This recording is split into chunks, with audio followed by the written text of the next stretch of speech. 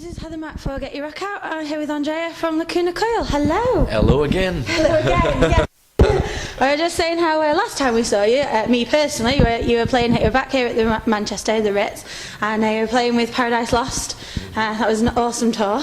Yeah. And then you carried on touring, and you've obviously changed lineups, and you've had differences, and obviously with the amicable split. And we spoke to Christina back at Bloodstock. So tell us about since August, not very long ago, but you've been really busy since August. Yes. I mean, all the year we've been on the road, but basically we've been home like maybe 2 months so far in between one festival and the others, and the American tour. We've been 105 days in North America. Then, 105? Yes. Blimey, we only took a week America. off, no, 10 days off just to go to South America to play some more shows. Wow. So is that how many shows? 105 days? 105 days, probably somewhere around 80 shows, something like that. That's quite shocking actually. I didn't realise it was quite that many. Wow. Yeah, so, and then we've been home a little bit in the summer between June and July. July and August, and we've done some festivals here and there. Yeah. And then we've been going back to the States again in September for a 5 weeks tour, mostly in Canada actually. Yeah. Mostly Canada and a bit of North America. Yeah, we had a festival in Sacramento, California, and then all the way. Nice and warm up there. Oh yes, unlike very today warm. in Manchester, which is a little bit chilly, hence the hat. We're liking the hat. Yeah, and then a week ago we came back from that tour and we started this one basically. Yeah. So you've been doing, this is classed as the UK European leg. You've had a couple of days in the UK so far, obviously touring with your touring the album Broken Crown Halo. So how's it going so far with the tour in the UK? It's good. I mean, we've done Glasgow, London, and Bristol, the first show, Halloween show. And did people dress up for your Halloween show? Yes, Sorry yes. Not all of them, but a lot. You did have good. It's good to see you. There was a guy dressed like a panda, a guy with a horse head, a guy with a couple of zombies. I mean, we have all kind of costumes. Yeah.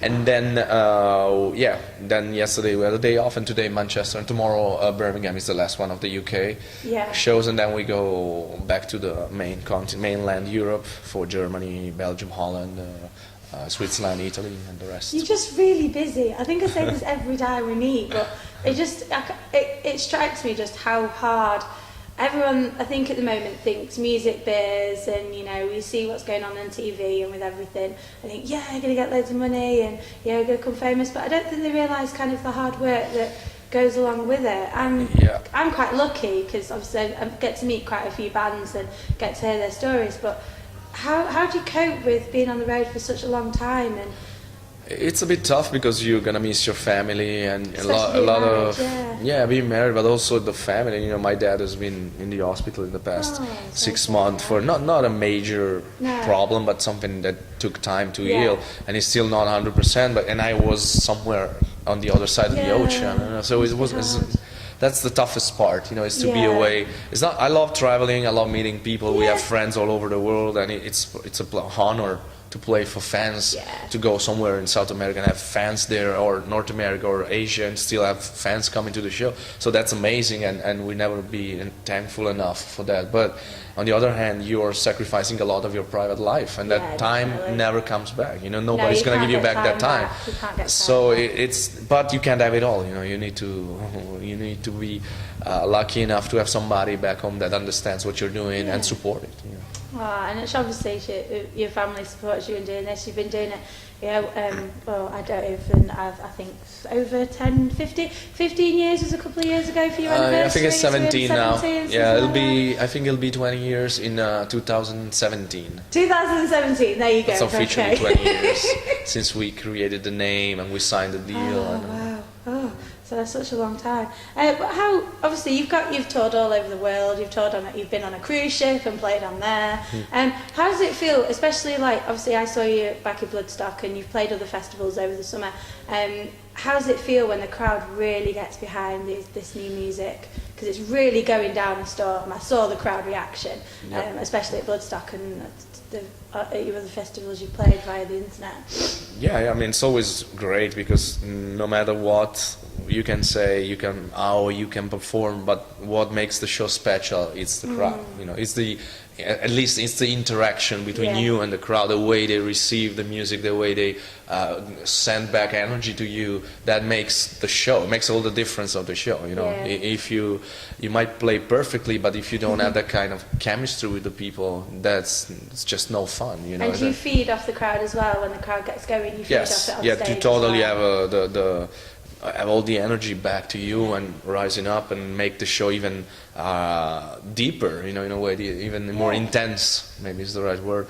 And it's all about the way you've been able to connect with the crowd. Sometimes you can, sometimes you can't, you know. It's not that you every night are able to do it, you know, because of different circumstances, but we try every night to, that's something we've learned along the way, is that we need to play every night. It feels like the most special show ever, you know. Even if you're tired, you don't want to play the same songs again, but still you need to find that special energy inside yourself that when you just go out there, the people have to see that you want to be there, and that you're there to entertain them and to have a special night that both are going to remember, you know. Definitely. You know, at least you have to try. I mean, it's not always possible, but you have to try to reach that goal, you know. I don't think I've been to at least well over 7 or 8 of your gigs over the past 15 years, so I can't say I've ever not seen that. So it's definitely, you know, definitely the crowd feelings going on there.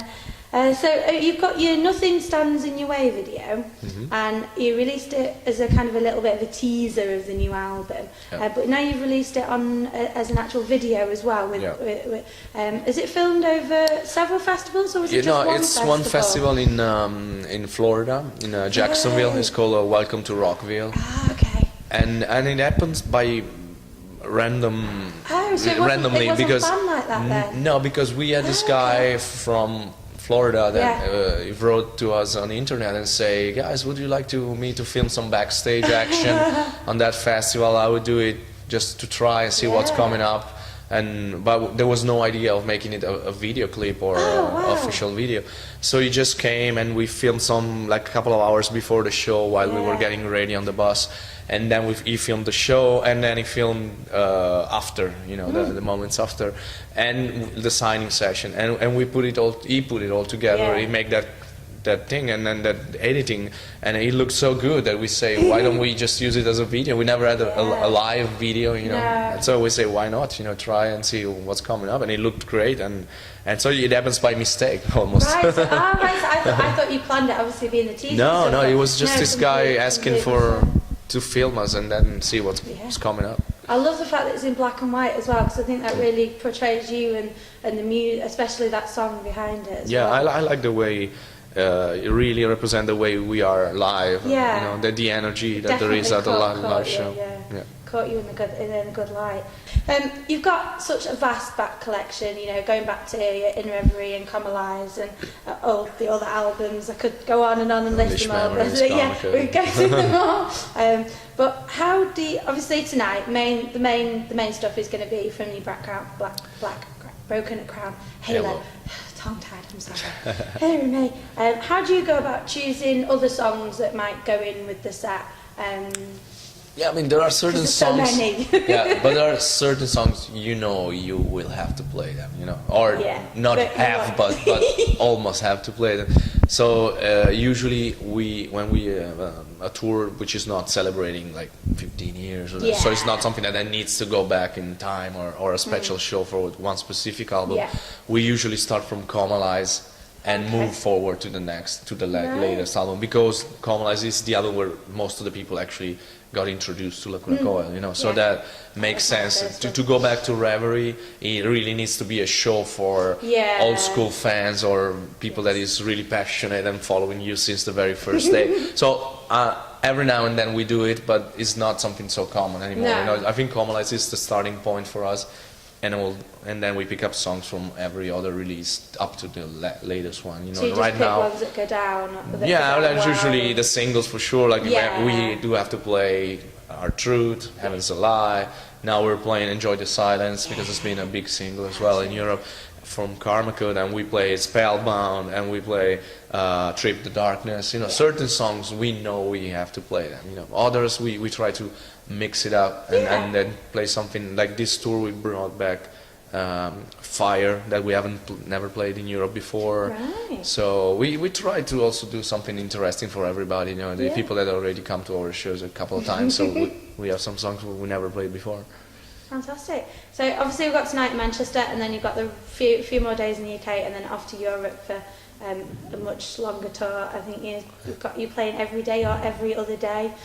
It's like 3 days, then a day off, 4 days, a day off, 3 days, a day off. And then obviously coming up to Christmas, do you get to go home around Christmas time and have a bit of... Yeah, probably Christmas earlier than time that. End of November we should be on, that's actually. good. So we will have a couple of months basically off. Any plans for next year? We already booked for end of January for a cruise from Miami to the Bahamas. It's called Shipwrecked, so we're gonna play on the boat with other... Another boat? With another, I think, 30, 40 bands. Yeah. And this one is, we've done two years ago, we've done the 70,000 Tons of Metal, which is more towards European metal bands. This one is more through American radio bands like Five Finger Death Punch or POD or Seven Dust or Chevelle, those kind of bands. Fantastic, something to look out for people who want to catch it. Well, thank you very much for speaking to us, and hope you enjoy your night on stage and enjoy the rest of your tour. We will. Especially enjoy Christmas. Yes, Thank you very much. Thank you, guys.